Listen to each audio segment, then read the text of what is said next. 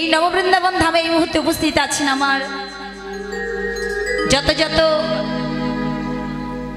ভক্তিময়ী মা সকল এবং আমার ভক্তপ্রাণ বাবা সকল। লীলাস্বাদন করবার পূর্বে আপনাদের সকলেরই অধম সন্তান শ্রীমতী অসীমা ঘোষ এবং তার এই ক্ষুদ্র সম্প্রদায় রইল দূর হইতে ভক্তিপূর্ণ কোটি কোটি প্রণাম।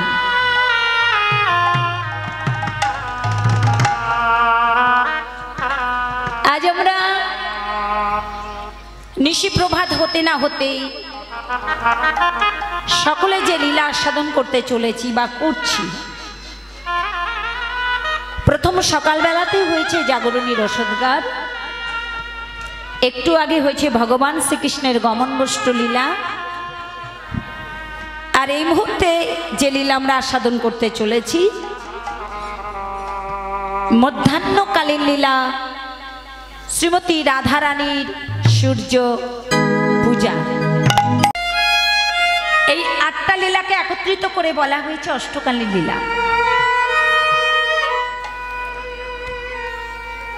একে আবার বলা হয়নি, সেই ভাগ্যবান জীব হচ্ছেন আপনারা সকলে। তাহলে লীলাটা অনুকরণীয় নহে, অনুসরণীয় লীলা, তাই তো বাবা? কেন না, করণীয় হলে দীক্ষা নেওয়ার দরকার ছিল না, আশ্রয় করার দরকার ছিল না, গুরু করবার দরকার ছিল না। করণীয় হলে আমি বললেই আপনি করতেন, হয়ে যেত, ভগবান পেয়ে যেতেন। একজন আর একজনের মুখ থেকে শুনেই ভগবান পেয়ে যেত। করণীয় নয়, স্মরণীয়, যেহেতু তার কারণে গুরুদেব দরকার।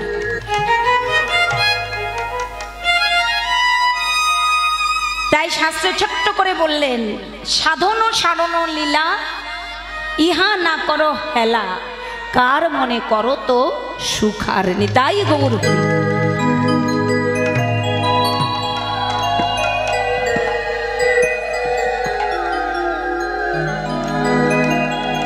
তাহলে লীলাটা হচ্ছে সাধনের লীলা, স্মরণের লীলা,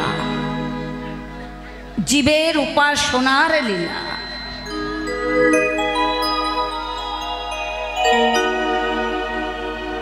এই উপাসনা লীলা বলেই একে বলা হয়েছে করণীয় নয়, স্মরণীয়।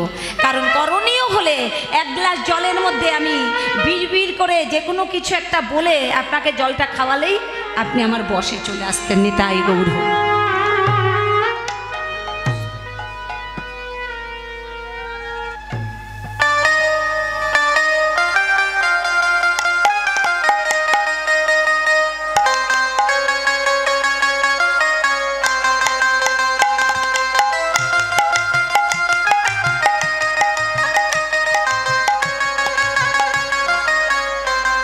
তাহলে এবার দেখুন, এই জন্য বললেন যে একজন আরেকজনকে গ্লাসে জলে ডুবিয়ে বিড়বিড় করে কিছু একটা বলে মন্ত্র বলে খাইয়ে দিলেই বসে চলে আসতো, কিন্তু না, সাধনীয় লীলা, স্মরণীয় লীলা, করণীয় নয়।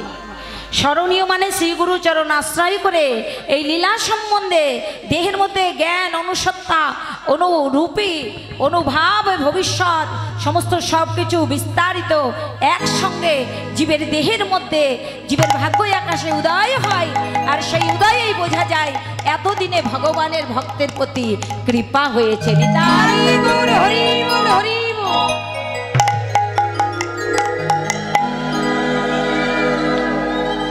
আজকে সেই সাধনের স্মরণীয় লীলা সাধন করব, মধ্যাহ্নকালীন লীলা শ্রীমতী রাধারানীর সূর্য পূজা।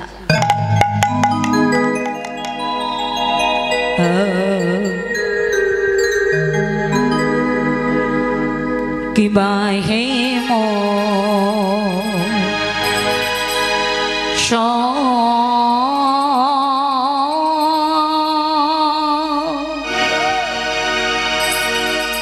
আহাই হে মশায়ে ও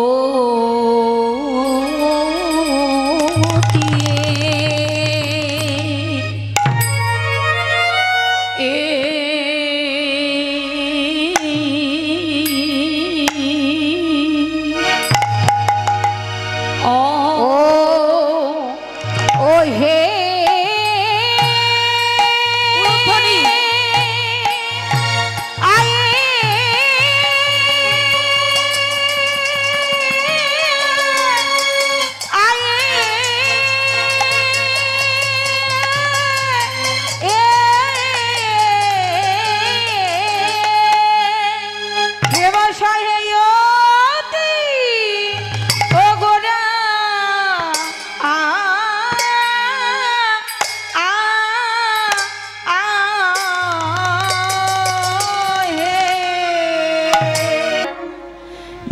বৈষ্ণব কবি পদকর্তা তার ভাবযোগ্য দেহখানি নিয়ে ভক্তিলতার অন্তরালে দাঁড়িয়ে লীলাননতি দূর হতে এক পাশ থেকে সাক্ষাৎ আমার গৌর সুন্দরের লীলা মাধুর্য দর্শন করলেন। আর তিনি দর্শন করে পরস্পর কলম দিলেন যে হেমশয়ে অতি গোরা সুমধুর হাসথোরা জগজন নয়ন আনন্দ। তাহলে এখানে এই হেম শব্দের অর্থটা কি? সোনা। কোন সোনার কথা বলছে? আমরা যে গায়ে পড়ি কেন?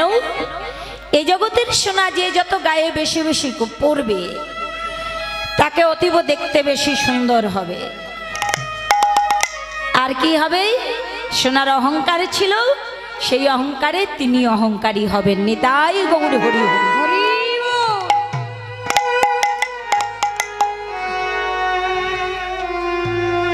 তাহলে বৈষ্ণব কবি পদকর্তা কি বললেন? হেমশয়ে অতি গোরা, মানে সোনার চাইতে অতীব খাঁটি। ইনিও সোনা, কিন্তু ইনি এমন একজনের সোনা যে এই সোনা কানে একবার পড়েছে তার জীবনে দেহের মধ্যে অহংকার আসবে না।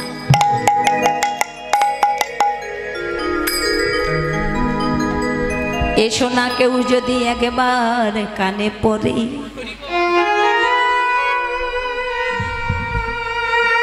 এই জগতের যতই অহংকার আছে সব চূর্ণ বিচূর্ণ হবে। শুধু কি তাই?